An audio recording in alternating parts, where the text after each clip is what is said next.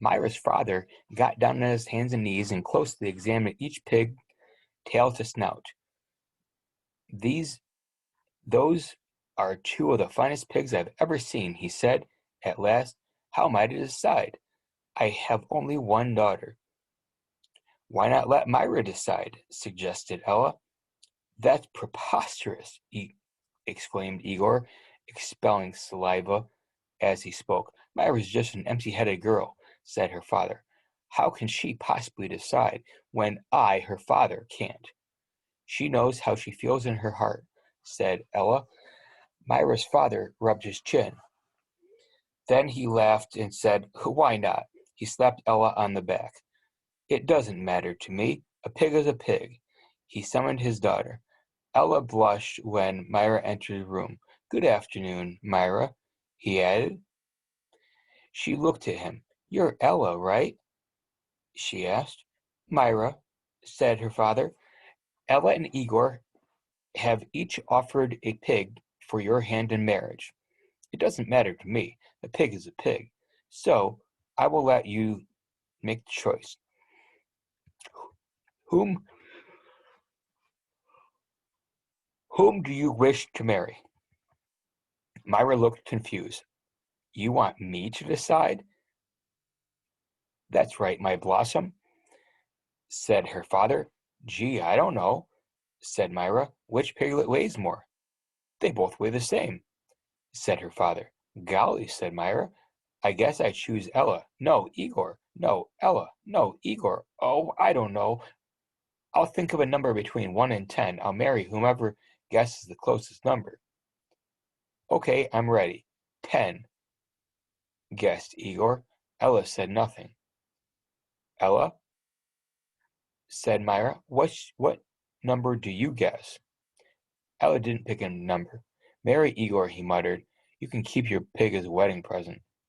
The next time the water truck came, it was driven by Mr. Pendanski, who also brought sack lunches. Stanley sat with his back against a pile of dirt and ate. He had a bologna sandwich, potato chips, a large carton, and a large chocolate chip cookie. How you doing? Asked Magnet. Not really good, said Stanley. Well, the first hole's the hardest, Magnet said. Stanley took a long, deep breath. He couldn't afford to dawdle. He was way behind the others, and the sun kept getting hotter. It wasn't even noon yet, but he didn't know if he had the strength to stand up. He thought about quitting. He wondered what would happen if he wondered what they would do to him. What could they do to him? His clothes were soaked with sweat. In school, he had learned that sweating was good for you. It was nature's way of keeping you cool. So why was he so hot? Using his shovel for support, he managed to get to his feet.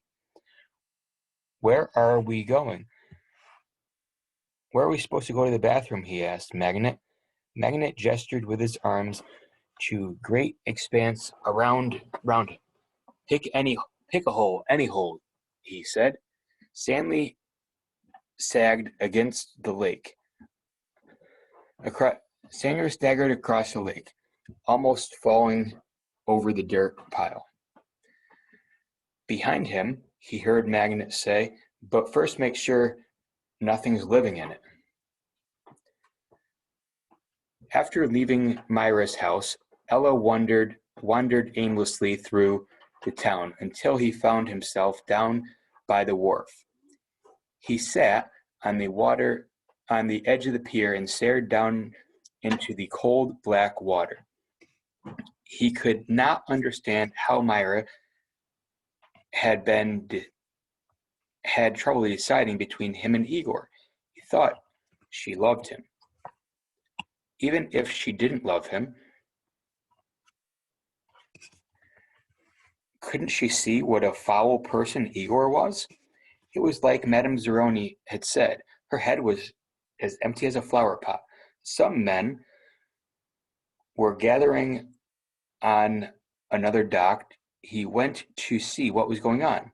The sign read, "Deckhands wanted, free passage to America." He had no sailing experience, but the ship's captain signed him on board.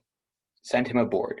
The captain could see that Ella was a man of great strength.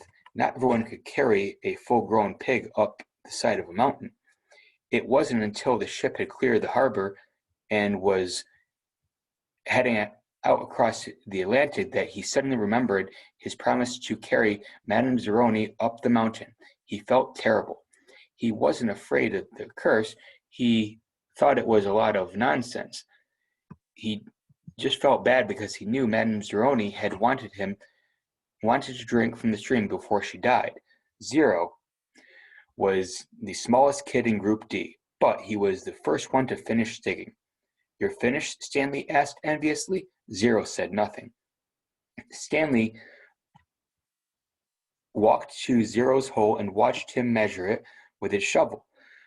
The top of his hole was a perfect circle, and the sides were smooth and steep. Not one dirt clod more than necessary had been removed from the earth. Zero pulled himself up to the surface. He didn't even smile. He looked down at the perfectly dug hole, spat in it, then turned his head back to the campground. "Zero's a weird dude," said Zigzag. Stanley would have laughed, but he didn't have the strength. Zigzag had been the weirdest dude.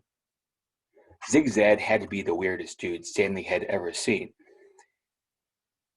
He had a long, skinny neck and a big round head with wild, frizzy blonde hair that stuck out in all directions.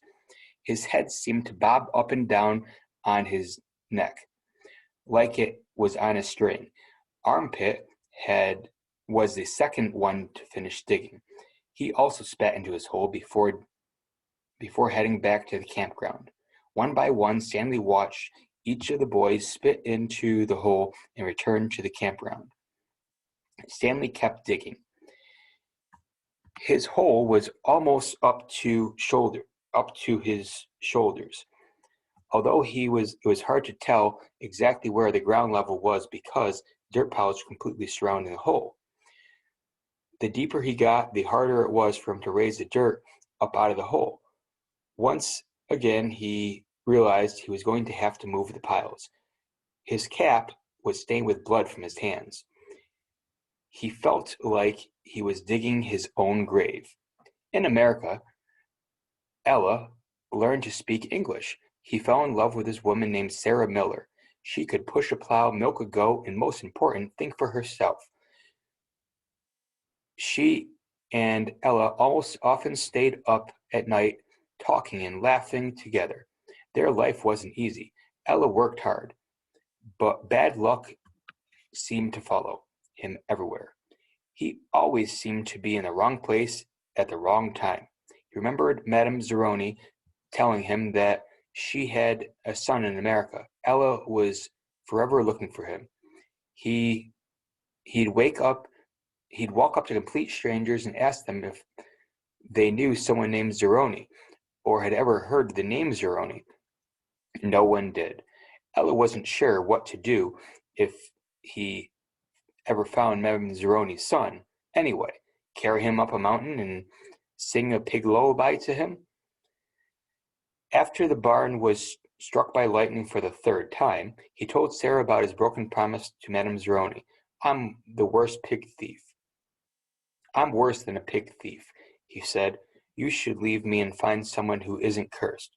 I'm not leaving you, said Sarah, but I want you to do one thing for me. Anything, said Ella. Sarah smiled. Sing me the pig lullaby.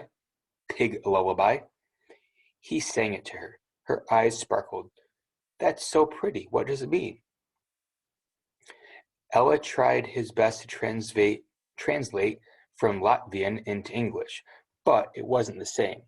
It rhymes in Latvian, he told her. I could tell, said Sarah.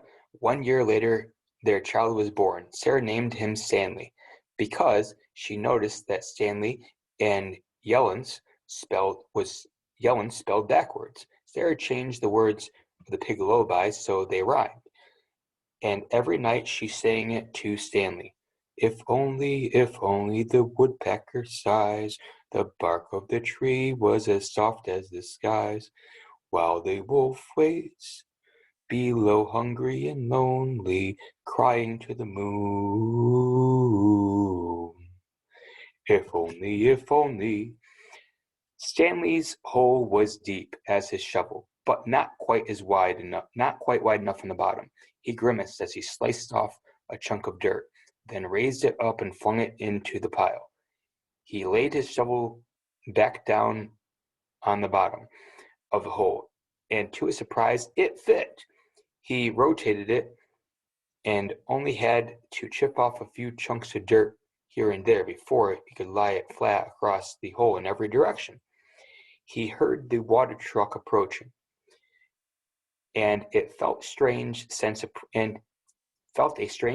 pride at being able to show Mr. Sir and Mr. Pendanski that he had dug his first hole. He put his hands on the rim and tried to pull himself. He couldn't do it. His arms were too weak to lift his heavy body. He used to use his legs to help, but he just didn't have any strength. He was trapped in his hole. It was almost funny, but he wasn't in the mood to laugh. Stanley, he heard Mr. Pendanski call. Using his shovel, he dug 2 footholds in the wall. He climbed out to see Mr. Pendanski walking over to him. I was afraid you'd fainted, said Mr. Pendanski said. You wouldn't have been the first. I'm finished, Stanley said, putting his blood-spotted cap back on his head. All right, said Mr. Pendanski, raising his hand for a high five, but Stanley ignored it. He didn't have the strength. Mr. Pendanski lowered his hand and looked down at Stanley's hole. Well done, he said. You want to ride back? Stanley shook his head. I'll walk. Mr. Pendanski climbed back into the truck without filling Stanley's canteen. Stanley waited for him to drive away, then took another look at his hole. He knew it was nothing to be proud of, but he felt proud nonetheless.